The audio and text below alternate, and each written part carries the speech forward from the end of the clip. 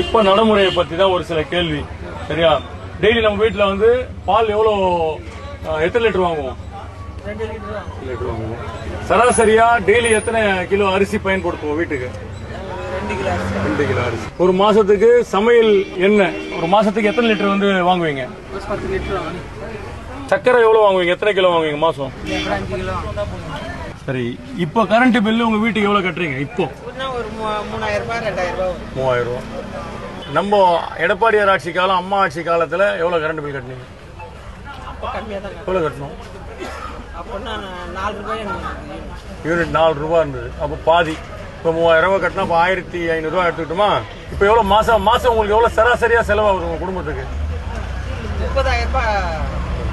அப்போ நம்ம அம்மா ஆட்சி காலத்துல, எடப்பாடி ஆட்சி காலத்துல எவ்வளவு செலவாச்சு மாசம்? கம்மியா தான். எவ்வளவு 10,000 ரூபாய் இருக்குமா? எல்லா வேலையும் ஏறி இருக்குல்ல. இப்போ இந்த 5 வருஷத்துல எதனா நம்ம வந்து வீட்டுல பசங்க லேப்டாப் எதனா வாங்கியிருக்கா?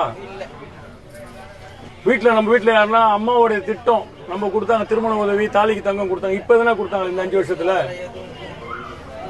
மகளிர் அதாவது ஸ்கூட்டி மானியம் எதனா இப்ப 5 வருஷத்துல வாங்கியிருக்கோமா? என் பையனுக்கு ஹார்ட் அட்டாக் வந்து படிக்க வைக்காத ஒரு பொண்ணு கோயம்புத்தூர்ல படிக்க வைக்கவே கஷ்டமாகுது. 1.5 லட்சம் ரூபாய் ஆகுது ஒரு வருஷம். சரி, ரைட்.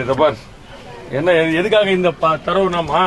இவங்க சொன்ன விஷயம், இந்த 5 வருஷத்துல சொத்து வரி ஏத்த மாட்டேன்னு சொன்னாங்க, வீட்டு வரி ஏத்த மாட்டேன்னு சொன்னாங்க, பால் ரேட் ஏத்த மாட்டேன்னு சொன்னாங்க, கரண்ட் பில் ஏத்த மாட்டேன்னு சொன்னாங்க, அரிசி விலை ஏத்த மாட்டேன்னு சொன்னாங்க, அத்தியாவசிய பொருள் காய்கறில இருந்து எதையுமே ஏத்த மாட்டேன்னாங்க.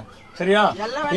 இந்த அம்மா சொன்ன தரவுகள், அவங்க சொன்ன, நான் சொல்லல, நீங்க சொல்ல, இவங்க சொன்ன தரவுகளை வச்சு இந்த அம்மாவுக்கு இந்த 5 வருஷத்துல 5 வருஷம் 1 லட்சம் அவங்களுக்கு வந்து நஷ்டம். வருஷத்துக்கு 1 லட்சம் நஷ்டம். ஆனா வருமானம் ஏறிச்சா? அப்பெல்லாம் 70 ரூபாய் 80 ரூபாய் வந்தா காய்கறி வாங்கி குழம்பு வச்சு கடை முடிச்சுவேன். இப்போ 150 ரூபாய் 200 ரூபாய் வச்சா கூட வாங்க முடியல. வேலை என்ன பண்ண முடியும்?